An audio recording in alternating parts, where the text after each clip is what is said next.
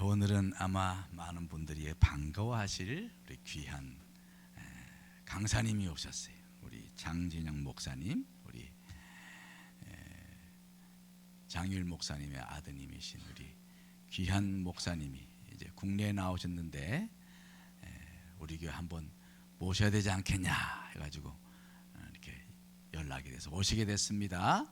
우리 다 같이 박수로 한번 환영해 주시기 바랍니다. 할렐루야.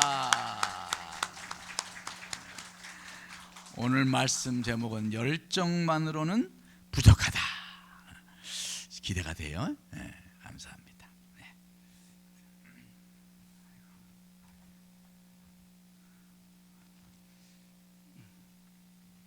할렐루야. 네, 너무 반갑습니다. 제가 아버지 은퇴하실 때 못 와봐서 다시는 우리 성도님들을 우리 교회를 한번 못 와보겠구나 이런 생각을 했었는데 또 감사하게도 또 이렇게 또 불러주셔서 또 죽기 전에 여러분을 다시 볼 수 있어서 너무 감사하고 너무 반갑습니다. 또 모르시는 분들도 계시지만 제가 여기가 고향이다 보니까 또 우리 고향 교회에서 또 섬기시는 여러분들, 제가 모르시는 분들도 만나서 너무 반갑고 또 오늘 하나님 은혜 함께 나눌 텐데 또 저와 여러분 가운데 주시는 또 하나님의 음성 듣는 그런 귀한 시간 됐으면 좋겠습니다. 저는 대학 시절에 여기가 더 저희 큰 의미가 있는 이유는 제가 이곳에서 자라면서 또 하나님의 은혜를 많이 누렸기 때문에 그래요. 그 순간들 여러분들과 이제 여러분들이 다 보셨고 또 지켜보셨을 텐데 저는 대학 시절에 한국 대학생 선교회라는 그런 선교 단체를 통해서 예수님을 뜨겁게 만나는 그런 체험을 했습니다. 그래서 목회자의 자녀로 그렇게 자라면서 신앙생활을 멈춰본 적은 없지만 정말 다시 태어난다는 것이, 다시 거듭난다는 것이 무엇인지를 체험하는 그런 시간이 있었습니다. 아마 성도님들도 다 눈치채셨을 것입니다.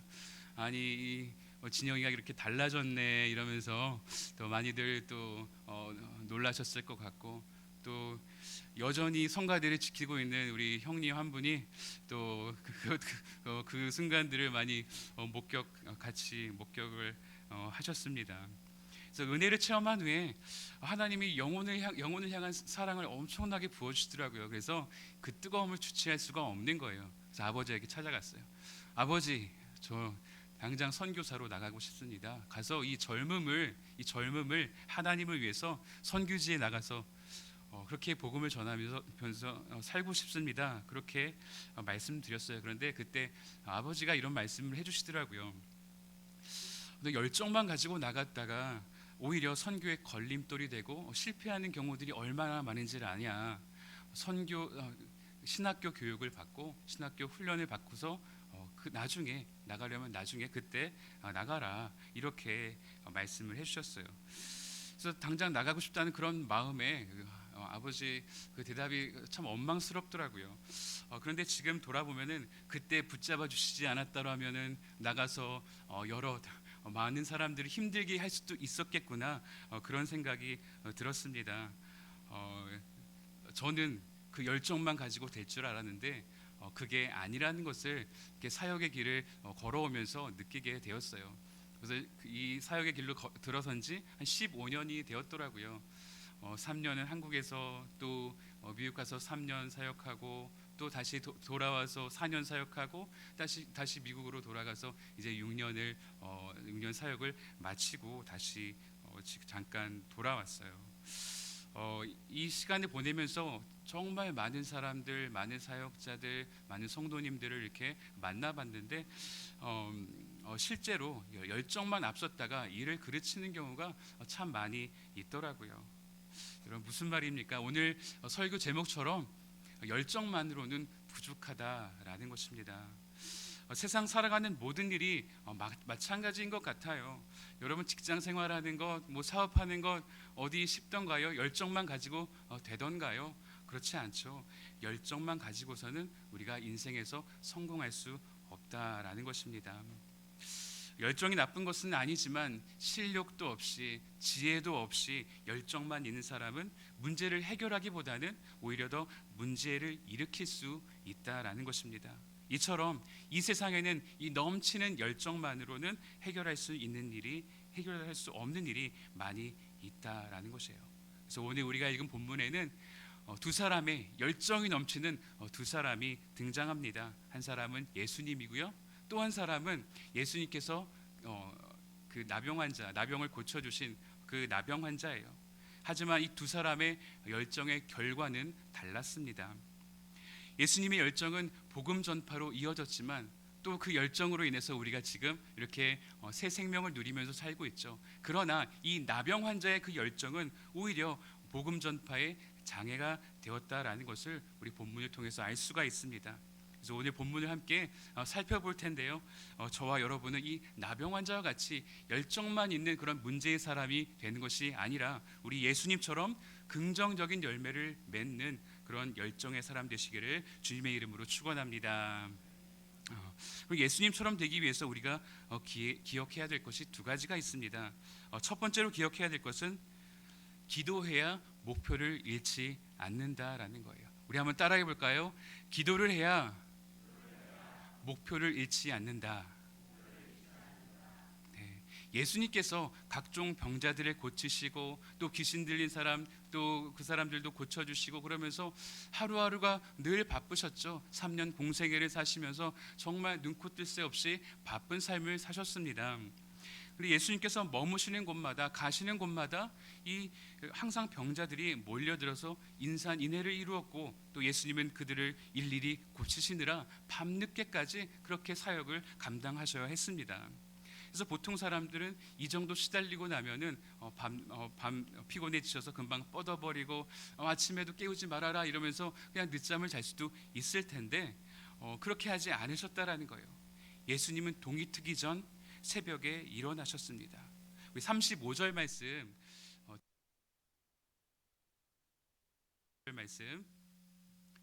시작. 새벽 아직도 밝기 전에 예수께서 일어나 나가 한적한 곳으로 가사 거기서 기도하시더니 아멘. 여러분 예수님께서 피곤을 이렇게 기도하셨을까요? 예수님도 이 땅에 오셔서 완전한 사람으로 완전한 인간으로 사시면서 고통도 느끼고 우리처럼 그런 피곤함도 느끼셨습니다. 그러나 그 새벽에 일어나신 거예요. 그리고 사람들이 없는 조용한 곳을 찾아서 한적한 곳에서 기도하셨다라는 거예요. 그래서 이 대목을 얼핏 보면은 이렇게 생각할 수도 있을 거예요.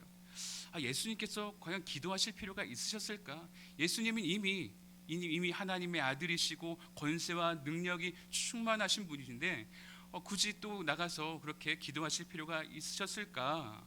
이렇게 생각할 수 있는데 그렇지 않다라는 거예요.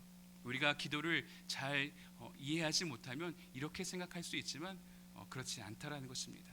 여러분 기도가 무엇이라고 생각하십니까? 많은 사람들이 기도를 생각할 때 기도는 우리가 하나님께 우리의 어떤 원하는 것이 있을 때 하나님께 구하는 그런 수단 정도로만 생각하는 경우가 많이 있다라는 것입니다. 그래서 인생에 문제가 있을 때만 하나님께 기도하는 거예요. 고난을 만났을 때, 어렵고 힘들 때, 감당할 수 없을 때 그때만 하나님 앞에 기도하더라는 것입니다. 물론 기도를 통해서 하나님 앞에 구하는 것, 우리의 필요를 구하는 것, 그것도 성경적입니다. 예수님 구하라 하셨고 찾으라 하셨고 또 두드리라고 하셨습니다. 그러나 그것이 기도의 본질이거나 또 근본적인 목표는 아니라는 것입니다. 기도는 무엇인가? 우리가 하나님과 교제하는 것, 하나님과 대화하는 것이라고 말할 수 있습니다. 그래서 우리가 기도를 호흡이라고 하죠. 우리가 하나님과의 그 관계가, 하나님과의 교제가 끊어질 때 우리가 영적으로 죽어버리기 때문입니다. 그래서 기도는 우리의 호흡입니다. 그래서 만일 여러분의 자녀가 용돈이 필요하다거나 무언가 정말 아쉬울 때만 연락하면 여러분 그냥 기쁘시겠습니까? 물론 자녀들이 무엇을 요구해도 기쁨으로 주시겠죠. 그러나 그것 가지고 우리가 자녀들과 부모 자녀 간에 만난다, 대화한다, 교제한다, 관계한다라고 이야기하기는 어려울 것입니다. 하지만 예수님께서는 무엇을 얻어내기 위해서, 어떤 신묘막측한 능력을 얻어내기 위해서 하나님 앞에 나아가신 것이 아니라 하나님 아버지와의 만남을 위해서 달콤한 휴식과 잠을 포기하시고 그 자리로 나가셨던 것입니다. 그리고 나서 뒤늦게 이제 제자들이 예수님을 찾는 거예요. 예수님 어디 계십니까? 찾아서 이제 말하는 게, 모든 사람들이 주님을 찾습니다. 주님을 찾습니다. 아침부터 사람들이 몰려든 거예요. 예수님 어디 있냐? 병을 고쳐야 되고, 귀신도 내쫓아야 되고. 그런데 예수님이 어디 가시나 찾는 것입니다. 이때 예수님께서 의외의 반응을 보이셨습니다. 우리 38절 말씀 같이 읽어볼까요? 38절 말씀 시작. 이르시되 우리가 다른 가까운 마을들로 가자. 거기서도 전도하리니 내가 이를 위하여 왔노라 하시고. 아멘. 적으로 피하셨어요. 그리고 갈릴리 지역의 다른 마을들과 회당에서 하나님 나라의 복음을 선포하셨습니다. 왜 예수님께서 왜 도대체 이렇게 행동하셨을까요? 병 고침 받기를 원하는 무리들이 이렇게 많이 줄을 서 있는데 예수님 한 분 만나기 위해서, 주님 손대 주시는 것 경험하기 위해서 찾아왔는데 예수님은 왜 그들을 모른 채 하셨을까? 너무한 것 아닌가 이렇게 생각할 수 있겠지만 그렇지 않다라는 거예요. 예수님께서 왜 이 땅에 오셨는가를 생각하면은 그렇지 않다는 것입니다. 그 이유는 단순히 귀신을 내쫓고 병자를 고쳐주러 온 것이 예수님의 목적이 아니었기 때문입니다. 예수님은 이 땅에 오셔서 전도하기 위해서 오셨고 하나님 나라의 복음을 전파하기 위해서 오셨기 때문입니다. 근데 예수님은 이 사실을 결코 잊지 않으셨어요. 그래서 아무리 구름대같이 많은 무리들이 예수님을 찾아왔어도 예수님은 흔들리지 않았습니다. 사실 이런 경우 많은 사람들이 이렇게 몰려오고 군중 심리에 의해서 또 이렇게 고쳐줘야 되나 이렇게 할 수도 있을 텐데 그렇지 않았다라는 거예요. 인정에 휩쓸려서 그렇게 좌충우돌 어떻게 할까 그렇게 고민하지 않으셨다라는 것입니다. 하나님 아버지께서 자신에게 맡겨주신 사명이 무엇인지를 분명히 알았고 또 그것이 무엇보다도 더 중요한 줄 예수님께서 아셨기 때문에 그렇게 뿌리칠 수 있으셨던 것입니다. 그래서 예수님께서 이런 상황 가운데 사명을 기억하고 또 중심을 지킬 수 있었던 비결은 바로 예수님의 적극적이고 또 열정적인 기도에 있었습니다. 하나님 아버지와의 친밀한 만남을 통해서 예수님께서는 하나님 아버지의 뜻을 정확히 알고 계셨다라는 거예요. 이처럼 기도하는 사람은 자신의 삶의 목표를 잃지 않습니다. 반대로 기도하지 않는 사람은 삶의 목적을 잃고서 방황하게 된다라는 거예요. 많은 사람들이 우울증에 걸리더라고요. 또 저희 세대부터인 것 같아요. 뭐 마음이 연약해서인지 모르겠지만 우울증에 걸린 사람들이 그렇게 많더라고요. 왜 우울증에서 벗어나지 못하는가? 삶의 목표를 잃어버렸기 때문입니다.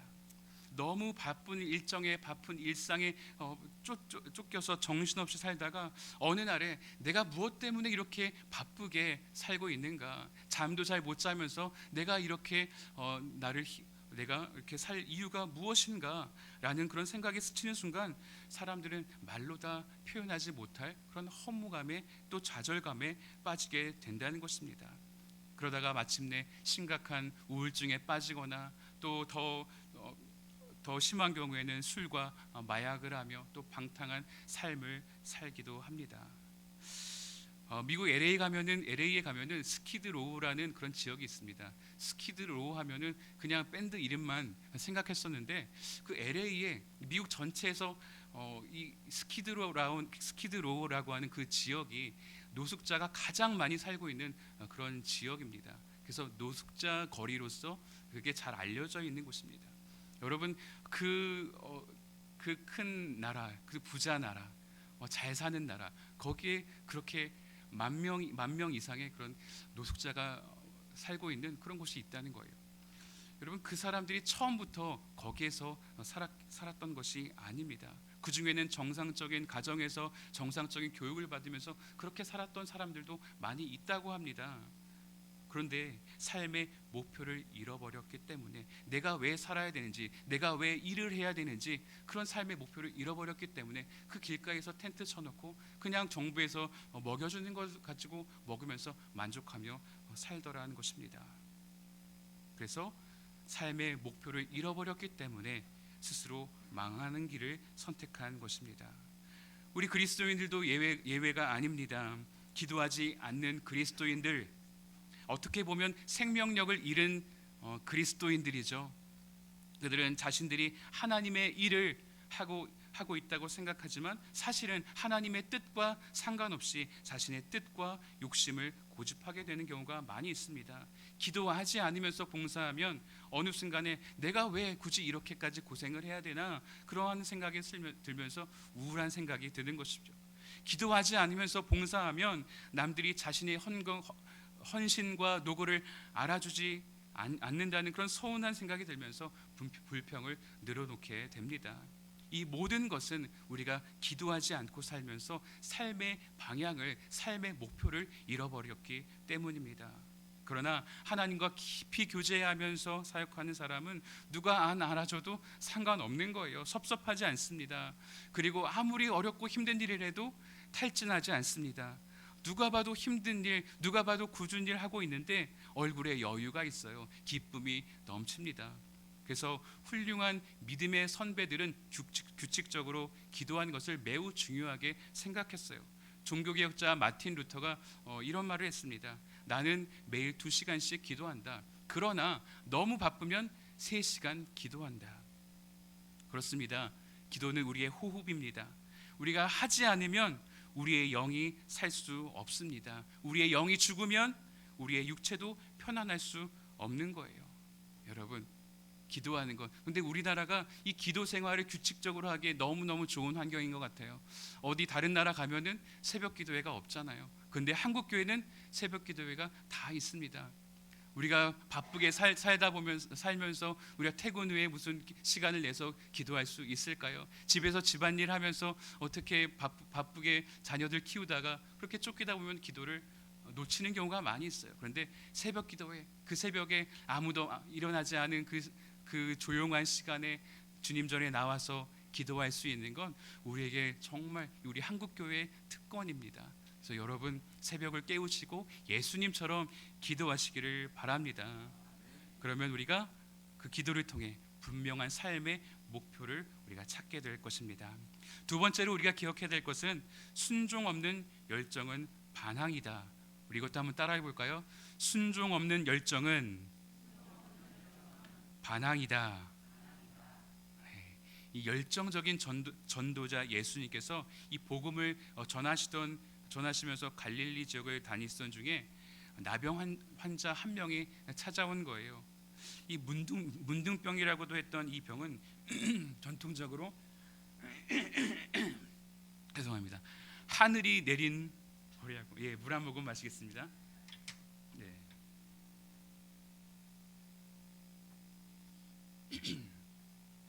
문둥병, 나병 환자, 이거는 하늘이 내린 벌로 이렇게 알려졌어요. 천벌을 받은 것이죠. 특히 구약 성경에서는 나병 환자가 일반 사람들과는 접촉할 수가 없었습니다. 그래서 언터처블, 불가촉 천민이라고 할 수 있는 것이죠. 그뿐 아니라 나병 환자는 가족들과도 떨어져 살아야만 했어요. 그래서 그 참고 구절로 레위기 말씀을 한번 읽어봤으면 좋겠는데요. 레위기 13 말씀인데요. 나병 환자는 어떻게 살아야 되는지 우리가 엿볼 수 있는데요. 같이 읽어보겠습니다. 시작. 나병 환자는 옷을 찢고 머리를 풀며 웃입술을 가리고 외치기를 부정하다 부정하다 할 것이요 병 있는 날 동안은 늘 부정할 것이라. 그가 부정한즉 혼자 살되 진영 밖에서 살지니라. 아멘. 그런데 그런 인생을 살게 된 것이죠. 그런데 이런 나병 환자가 당시에 그 엄격한 종교법을 어기고 대담하게 예수님께로 나온 것입니다. 자칫 이 종교 지도자들의 눈에 띄면은 돌로 쳐 죽임을 당할 수도 있었던 그런 위험한 상황이었습니다. 그런데 이 나병 환자가 예수님 앞에 나와서 무릎을 꿇고 엎드렸습니다. 그리고 이렇게 말했습니다. 40절에 보니까 원하시면 저를 깨끗하게 하실 수 있나이다. 아니 왜 원하시면 깨끗하게 하실 수 있나이다 이렇게 이야기했을 거예요. 하나님, 예수님 내 병을 좀 고쳐주세요 이렇게 얘기해도 될 텐데, 주님 원하시면 내 병을 고칠 수 있나이다.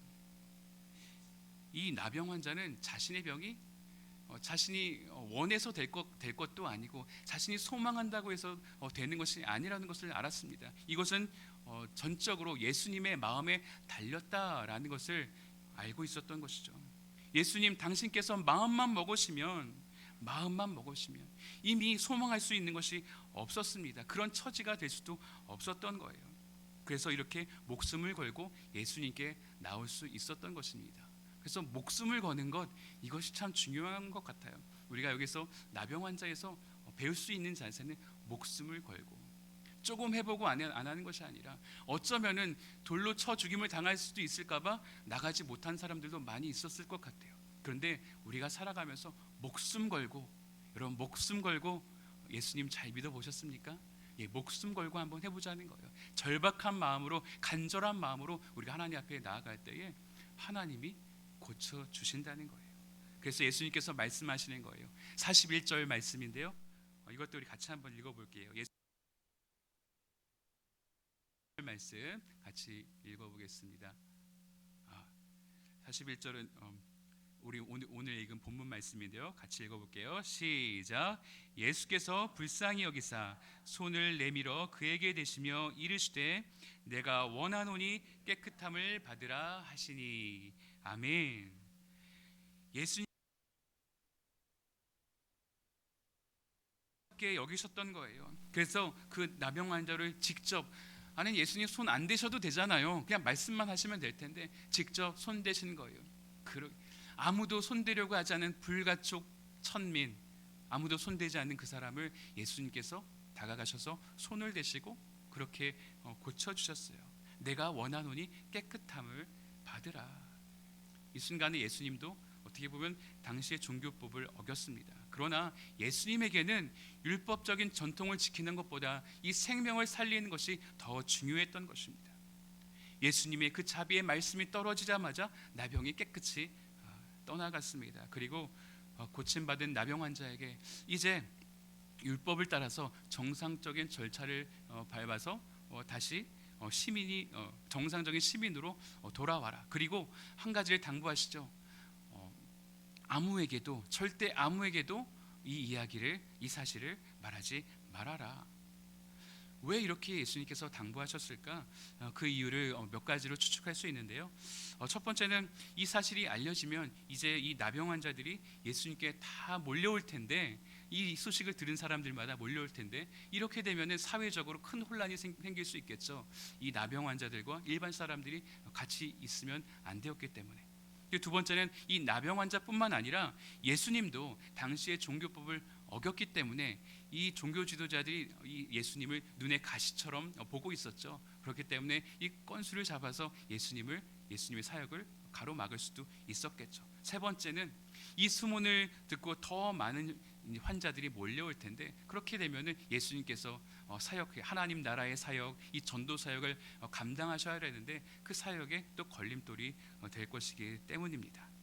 다시 말해서 이 나병 환자를 고쳤다는 소문이 퍼지면 여러 가지 이유로 예수님의 전도 사역에 심각한 차질이 생기기 때문에 아무에게도 말하지 말라고 당부하신 것입니다. 하지만 너무나도 감격한 이 나병 환자는 예수님의 말씀을 어기고 잊어버렸든지 어땠든지 그 기쁨을 감출 수 없었든지 이 사실을 동네 방네 떠들고 다녔습니다. 그 결과 예수님은 이제 사람들이 많이 모인 그 마을과 도시에는 더 이상 들어갈 수가 없었던 것입니다. 자, 그 사실을 우리 45절 말씀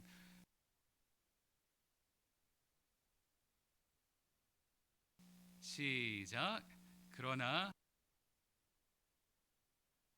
하여 널리 퍼지게 하니 그러므로 예수께서 다시는 드러나게 계셔 나오더라. 아멘. 예, 결과적으로는 또 사방에서 사람들이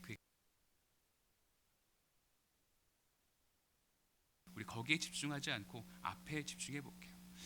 결국에 열정만 있고 순종하지 않은 이 나병 환자 때문에 예수님의 전도 계획에 차질이 생기게 된 것입니다. 우리나라에는 거의 매년 태풍이 지나가죠. 그래서 이 태풍은 많은 재산 피해도 일으키고 때로는 또 인명 피해도 또 일으킵니다. 그런데 사실 이 강한 바람이 나쁘기만 한 것은 아니죠. 강한 바람으로 과거의 사람들은 풍차를 돌려서 방아를 찧었고 또 현대에 들어서는 풍력 발전기를 이용해서 전기를 생산하기도 합니다.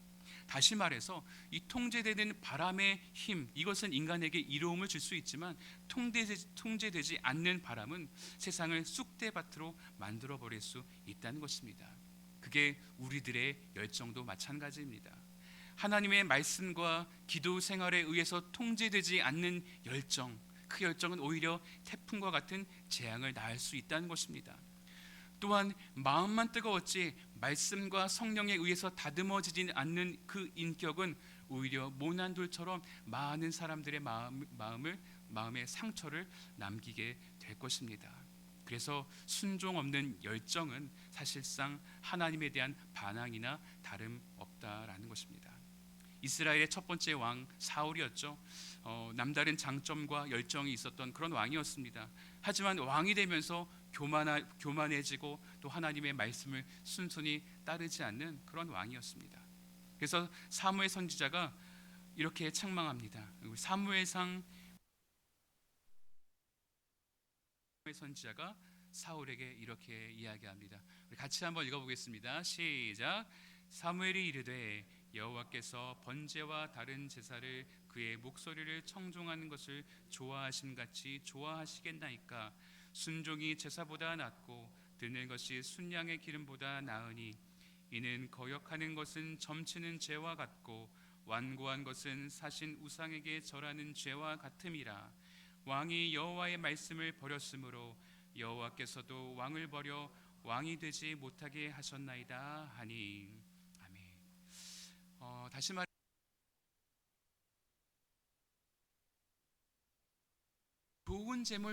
좋은 재물을 드리는 것보다 낫고, 그러나 하나님의 말씀에 불순종하는 것은 오히려 우상 숭배하는 것과 같다라고 이야기한 것입니다.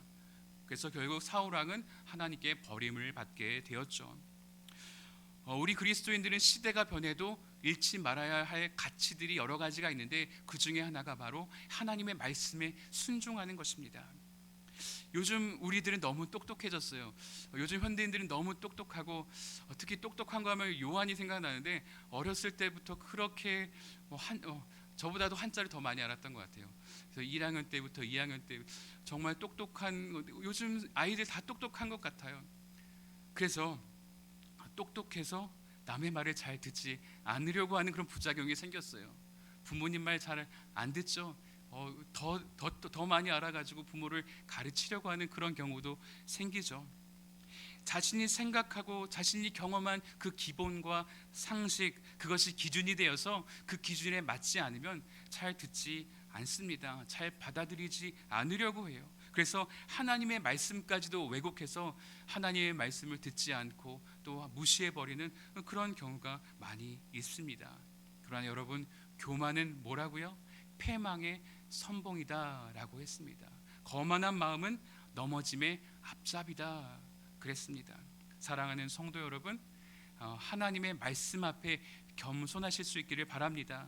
시편 119편 말씀에 보면은 주의 말씀은 내 발의 등이요 내 길의 빛이다라고 시편 기자가 고백하죠. 네, 주님의 말씀이 없으면 우리는 까막눈이에요. 어두운 길을 걸어가는 것과 같은 거예요. 주의 말씀을 따라가야 우리가 어디로 가든지 우리가 방향을 잃지 않고 헤매지 않을 수 있다는 것입니다. 그래서 하나님의 말씀에 근거한 것이라면 여러분 잘 이해가 안 돼도 무조건 순종하시기를 바랍니다. 그래야지 우리가 삶의 목표, 하나님 주신 그 비전을 우리가 놓치지 않을 수 있는 것입니다. 그래서 하나님의 뜻이 여러분의 뜻과 반대가 된다면 여러분의 뜻을 과감하게 내려놓으실 수 있기를 바랍니다. 그러면 여러분들의 삶에, 여러분의 가정에, 또 우리 산국교회의 아름다운 열매들이 맺히게 될 줄 믿습니다. 여러분, 하나님을 향한 열정이 있으십니까? 열정 먼저 있어야 돼요. 열정 중요한 겁니다. 그런데 열정만으로는 부족하다라는 것을 우리 본문을 통해서 알 수 있죠. 열정만으로는 부족하다. 우리 한번 따라해 보겠습니다. 열정만으로는 부족하다. 열정만으로는 부족하다. 네, 깨어 기도하면서, 네, 그냥 하루 기도하면 되는 게 아니라 규칙적으로 습관을 쫓아 새벽 미명에 나가신 예수님처럼 여러분들 습관을 따라 여러분 규칙적으로 기도하시고 하나님 말씀도 설교도 여러분 잘 들으셔야 되지만 여러분 개인적으로도 주야로 주의 말씀을 묵상하면서 그렇게 살아가시기 바랍니다. 그리고 그 말씀에 순종하시기 바랍니다. 그러면 여러분의 그 선한 열정을 통해서 그리고 하나님 앞에 순종함을 통해서 여러분의 삶이 복되고 여러분의 자녀들이 복되고 또 이 교회가 복되게 될 줄로 믿습니다. 같이 기도하겠습니다. 사랑과 은혜가 많으신 하나님 아버지 감사합니다. 우리 사랑하는 우리 산국교회 성도님들 다시 볼 수 있도록 인도하신 주님 감사합니다. 하나님 호흡이 남아있는 그 순간까지 하나님을 잘 섬기는 믿음의 사람들 되게 하여 주시옵소서. 하나님 우리 평생에 주님을 위해 살되 우리의 열정이 앞서서 하나님의 거룩한 사역이 막히는 일이 없게 하여 주시고 예수님의 열정을 배워서 하나님 나라의 복음을 온 누리에 전파하는 하는 데 쓰임 받는 우리 모든 산국교회 성도들 되게 하여 주시옵소서. 영혼이 잘됨 같이 범사가 잘되고 강건한 축복을 자자손손 누리는 우리 성도님들 되게 하여 주시옵소서. 감사드리며 예수님의 이름으로 축복하며 기도하옵나이다. 아멘.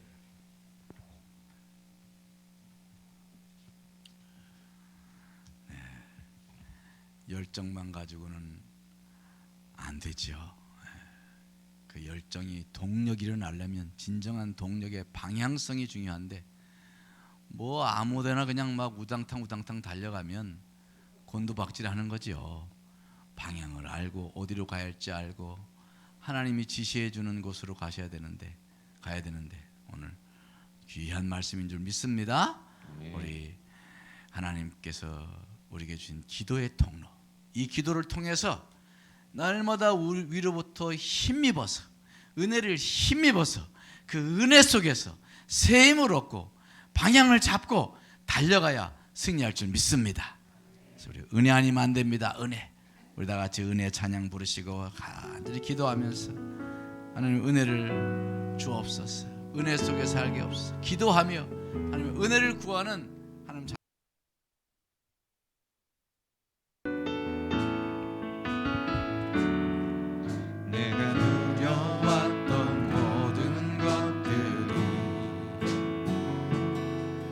내가 누려왔던 모든 시간이 내가 걸어왔던 모든 순간이 당연한 것 아니라 은혜였소. 아침 해가 뜨고 저녁에 노을 봄의 꽃향기와 가을의 노을 변하는 계절의 모든 순간이 당연한 것 아니라 은혜였소.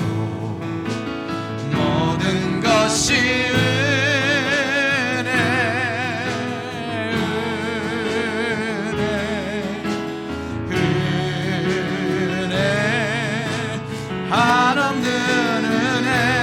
내 삶에 당연한 것 하나도 없었던 것을 모든 것이 은혜였소.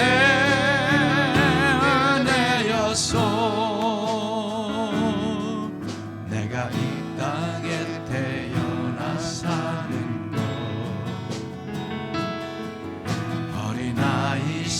시절과 지금까지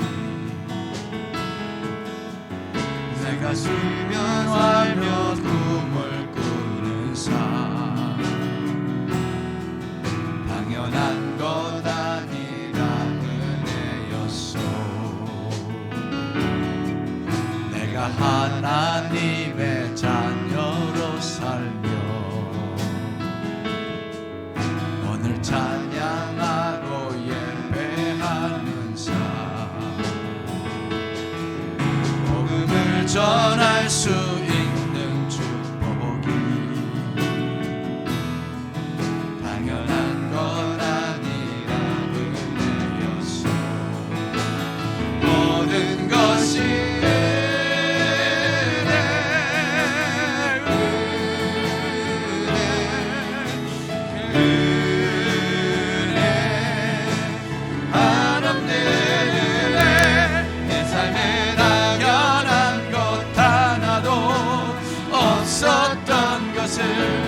모든 것이 은혜, 은혜, 모든 것이 은혜, 모든 것이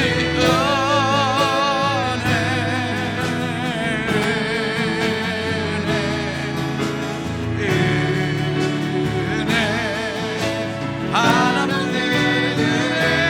내 삶에 당연한 것 하나도 없었던 것을 모든 것이 은혜였소.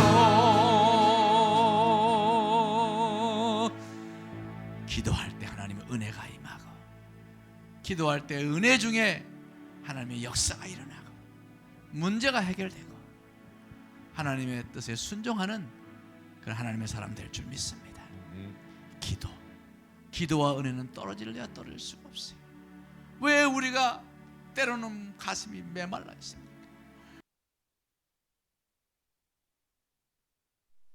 열정도 잃어버립니까?